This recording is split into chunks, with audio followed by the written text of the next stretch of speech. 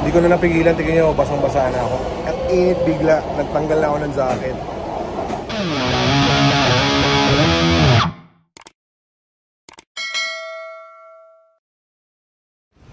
So, we just got out of the Longshan train station. So, tignan natin kung saan yung Longshan Temple. So, Longshan Temple is 180 meters from here. So, go there. Oh, pwede mag-bike. 180 meters. Hindi ba ito? Hindi. So, lalakad pa tayo. I don't know what happened, pero sayang naman yung binili ko. Bumili ako kagabi ng pamalit ko para lang for today kasi akala ko sobrang lamig ulit. Hindi ko magagamit sa Pilipinas to. Napakakapal. Ayoko. Kakagaling ko lang ng Baguio last week. I don't know why, pero pansin ko ang daming elderly na nakatambay dito sa may bandang gilid ng temple. Nori, wala na, nakaupo lang sila. But it's a nice thing to see that they're outside. I don't know, maybe just killing time or they have other business. Oh, the largest fortune teller street in the country. Oh, fortune teller. So we're now beside Longshan.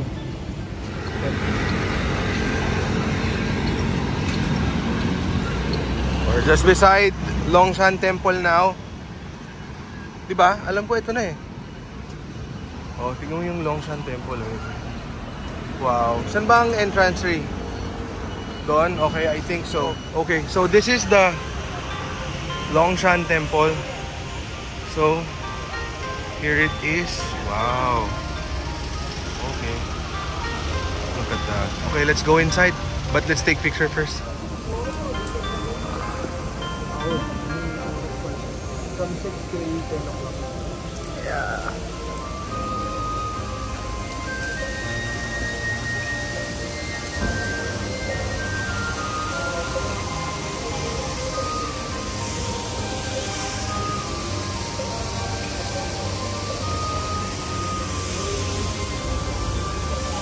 Alam mo nga, Daddy, feeling ko nga yung mga matatanda, mga fortune teller. Oh, di ba? Mukha eh.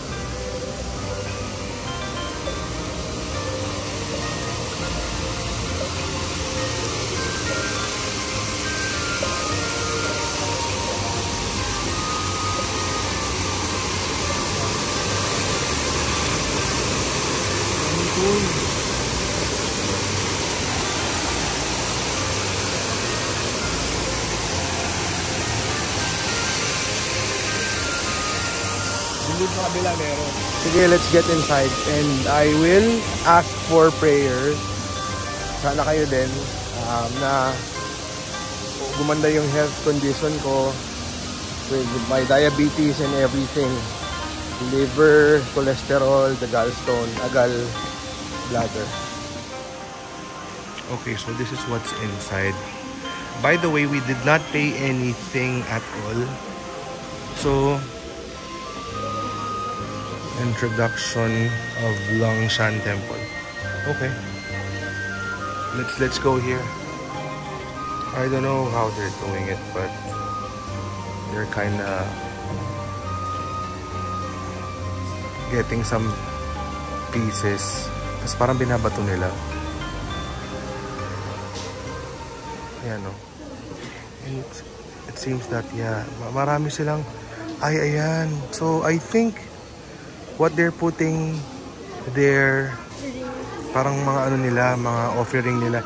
And then over there, dun sa gitna, tignan mo ginagawa nila oh, yung wallet nila, tignan mo yung nandun oh, yung wallet nila, ano, pinaiikot nila doon. Niyaya, I'll do that. I actually saw that in one vlog. Yan, pinaiikot-ikot. Yeah, ayun, wallet oh.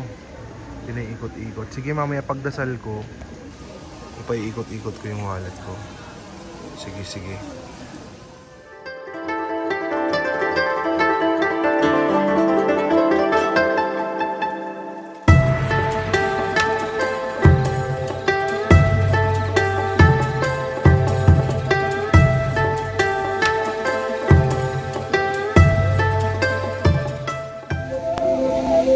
So after Longshan Temple, kaya maraming elderly rin siguro dito dahil medyo na-enjoy din nila yung attraction o may small water fountain show. Guys, I can confirm, ayan o, madaming nandito na elderly men. I'm quite sure that they are fortune tellers. So ayun, naglalaro yung iba pero ay sorry, ewan ko, correct me if I'm wrong. Oo, pero ang dami nila, pero kasi nakalagay doon kanina biggest fortune teller street in Taiwan. So ayun, lakad ulit. We're going to Tamsui. So may night market daw doon. Mamaya titignan natin. May mga sinend sa akin yung friend ko na mapupuntahan doon eh. So maganda daw pumunta doon ng hapon. So since it's already 2 o'clock, perfect time. Going to Taipei Nang, but we're going down to Zhonghan. No. Taipei Main Station. So transfer ulit. Blue line to red line. Pagod ko kanino. Kaya mo pa? Oh, sige. Last na rin naman to. Kaso malayo yung pupuntahan talaga. Parang siguro mga nasa 15 station pa to. So from there, makapagpahinga tayo sa biyahe. Then dulo naman siya, pwede matulog. Taipei Main Station, going to Tamsui. Over there.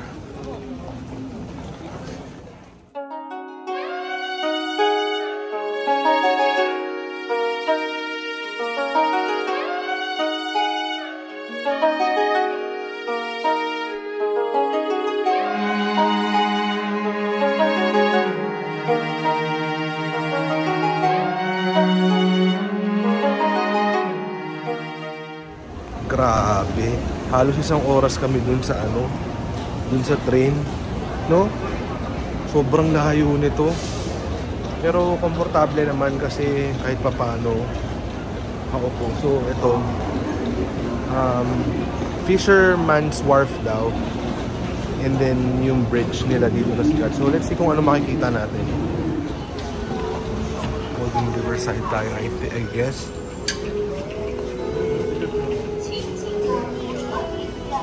Huh?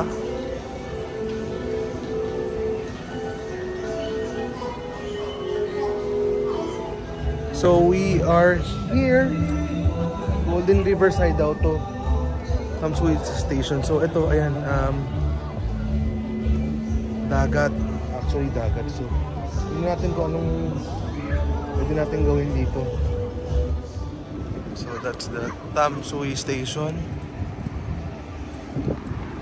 Ayan, parang marami lang tao ditong nakatambay, no? No? Pwedeng mag-alin, may iba natutulog. Sige, tingnan natin kung anong pwedeng gawin dito. No? Ay, sarap naman dito rin, no? Mahangin. Tama-tama, mahangin siya, tas hindi na malamig. Yung lamig niya yung masarap na.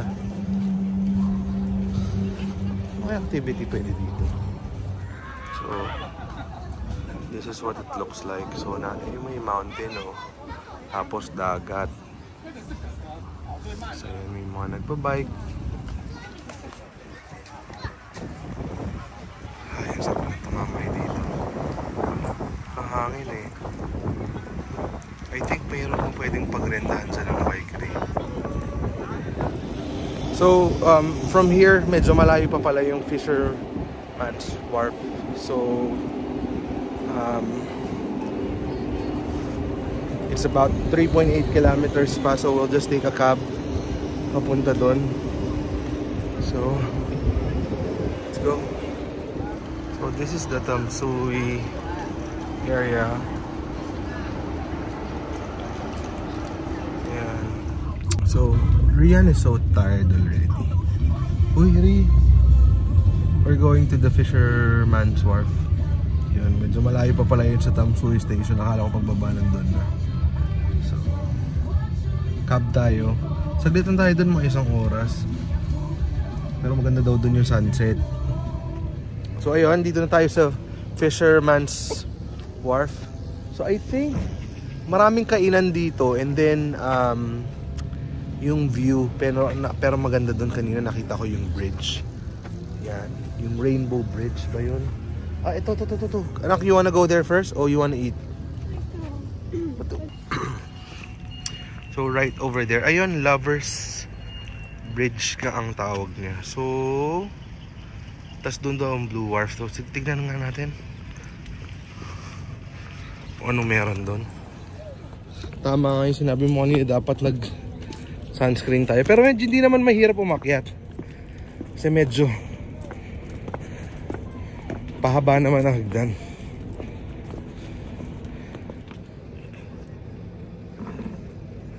Pagod umakyat kasi ito hindi na malamig, guys. Medyo mahangin lang, pero hindi na. I think it's 22 degrees right now. Tingnan mo yung dagat doon. Paalon. Ano ba tayo?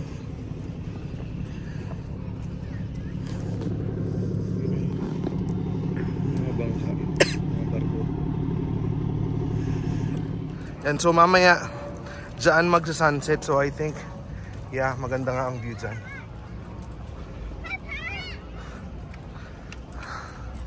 Mainit. So ayan, dito marami ng pagpipilian. And fried chicken, Jufan taro balls. Ito nakain na natin kahapon, yung mga taro. Ginawa nilang parang halo-halo. Nak, what do you wanna eat? So after sobrang habang lakaran, we found ourselves eating here in one of the resto sa harap ng Blue Wharf. Okay naman yung view. I'll show you. Ayan siya yung view. Naharangan lang, pero dagat yan. I guess after nito we'll go, or let's see kung anong may mabibili natin dun sa Tamsui. Ha? Dito? Hindi na, huwag tayo dito na magbike na kasi mahirap gabihin. Malayo yung biyahe natin, anak. Ayaw kong gabihin dito. Gusto ko lang dun yung waves, so you know, kita niyo yun. Parang lalakas ang absolutely. Rian got a nice meal waffle and then milk tea. First time niya mag milk tea since we came. Ako hindi ko nga alam actually, kanin at saka beef. Bahala na, ngayon lang naman. Let's go. So ayan siya. Ayan, kakatapos na namin kumain. So pakita ko lang yung Lovers Bridge ng Malayuan. So ayan. Madalas din siya makita dito sa Taiwan. So there. Grabe, ang ganda lang ng araw na to kasi kahit papaano naman nag-enjoy kami. Although talagang nakakapagod. Alam, feeling ko bumaba yung sugar ko.